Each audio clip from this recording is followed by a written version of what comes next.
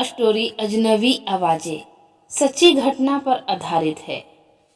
यह कहानी एक छोटे से गांव की है जहां चारों ओर घने जंगल थे। गांव के लोग डर के साथ उस जंगल के पास से गुजरते थे क्योंकि वहां से अजनबी सी आवाजें आती थी जो किसी और दुनिया की प्रतीत होती थी।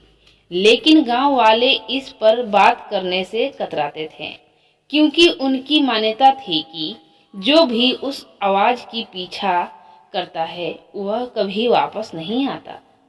कहानी का नायक राजीव एक शहरी लड़का था जो अपने काम के सिलसिले में उस गांव में आया था। उसने सुना था कि यहाँ के लोग कुछ ज्यादा ही डरावनी बातें करते हैं, लेकिन उसने इस सिर्फ अफवाह समझा। राजीव का मन था कि वह खुद देखे कि आखिर वहां क्या रहस्यमय है जो इस गांव में छुपा हुआ है। एक शाम जब सूरज डूबने को था और आसमान पर लाल रंग का आभा फैल रहा था, राजीव ने तय किया कि वह जंगल में जाएगा। वह यह जानता था कि वहां जाने से लोग उसे टोकेंगे, लेकिन उसके दिल में साहस था। उसने एक छोटी सी लाइट उठाई और अकेला जंगल के तरफ चल दिया। जंगल में घुसते ही हवा का रुख बदल गया। पेड़ के पत्ते खड़खड़ाने लगे जैसे कोई बुरी ताकत हवा में बसी हो। राजीव ने सोचा शायद यह सब मानसिक भ्रम है और आगे बढ़ने लगा। वह जंगल की गहरी सन्नाटे में धीरे धीरे बढ़ता रहा, लेकिन तभी उसे सुनाई दी एक अजीब सी आवाज, जैसे कोई धीमे धीमे रो रहा हो। वह अचानक रुक गया। वह जानता था कि इस आवाज से कोई सामान्य इंसान नहीं निकल सकता, लेकिन उसका दिल और भी उत्सुक हो गया। राजीव ने अपनी लाइट की रोशनी उस आवाज की दिशा में डाली। उसकी आंखों के सामने एक पुरानी जर्जर सी हवेली थी जो जंगल के बीचों बीच खड़ी थी। हवेली का दरवाजा हल्का सा खुला हुआ था और अंदर से वही अजीब सी आवाज आ रही थी। वह बिना सोचे समझे हवेली की ओर बढ़ा। जैसे ही वह दरवाजे के पास पहुंचा, अचानक वह दरवाजा अपने आप बंद हो गया। राजीव ने बहुत जोर से कोशिश की, लेकिन दरवाजा नहीं खुला। तभी उसे एहसास हुआ कि वह अकेला नहीं था। एक हल्की सी छाया उसकी नजरों के सामने आई। वह छाया धीरे धीरे सामने आई और जैसे ही वह पास आई, राजीव ने देखा कि वह एक महिला थी जिसकी आंखें पूरी तरह से सफेद हो गई थी। उसकी आंखों में कोई भावनाएं नहीं थी, जैसे वह किसी और दुनिया से आई हो। महिला ने कुछ नहीं कहा, लेकिन उसकी आंखें उसे घूर रही थी। फिर अचानक महिला ने बोला, तुम यहाँ क्यों आए हो? राजीव डरते हुए बोला, मैं सिर्फ यह जानने आया था कि यहाँ क्या हो रहा है। इस जंगल में कुछ अजीब आवाजें सुनाई देती है। महिला ने एक लंबी सांस ली और कहा, तुम नहीं समझ सकते? यह सब मेरी गलती है। राजीव की आंखें चौड़ी हो गई। क्या मतलब है तुम्हारा?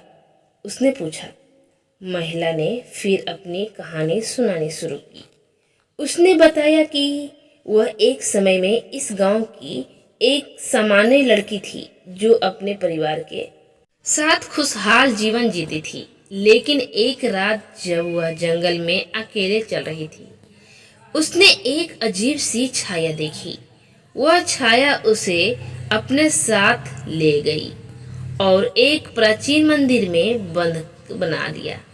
वह महिला बुरी शक्तियों से घिरी थी और उसकी आत्मा ने अपने स्वतंत्रता के लिए बहुत प्रयास किए थे, लेकिन अंततः वह अपने आत्मा को खो बैठी और उसी जंगल में बुरी आत्मा बनकर रह गई। राजीव ने कहा, तो तुम्हारी आत्मा यहाँ बंधी हुई है? महिला ने सिर हिलाया और बोला, हाँ, लेकिन यह कहानी अभी खत्म नहीं हुई है। इस जंगल में और भी आत्माएं हैं जो अपनी खोई हुई आत्मा को पाने के लिए संघर्ष कर रही है और अब तुम्हें भी मेरी मदद करनी होगी। राजीव को समझ में आ गया कि यह कोई साधारण मामला नहीं था। उस महिला ने उसे बताया कि एक अंधेरे शक्ति ने इन आत्माओं को जकड़ लिया था और जब वह शक्ति जंगल के हर कोने में फैली हुई थी, राजीव की मदद से ही वह शक्ति खत्म हो सकती थी।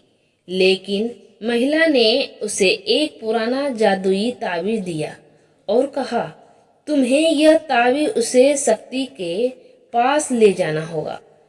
केवल तभी तुम इन आत्माओं को शांति दे सकोगे। राजीव ने ताबीज लिया और उसके बाद उसे एक रास्ता दिखाई दिया जो हवेली के बीच एक गहरी गुफा की ओर जाता था।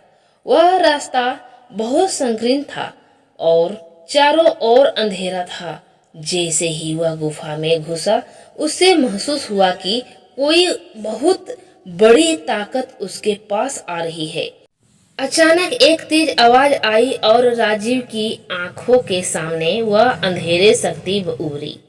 वह एक विशाल डरावनी आकृति थी जिसकी आंखें लाल थी और उसका शरीर आग की तरह जल रहा था।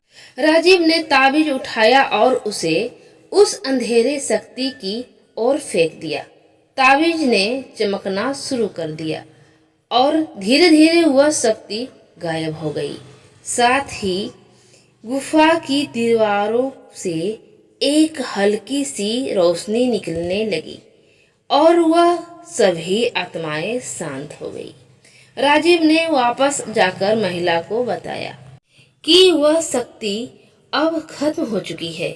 महिला ने उसकी तरफ मुस्कुराते हुए देखा और कहा, अब मैं शांत हूँ, अब मैं मुक्त हूँ।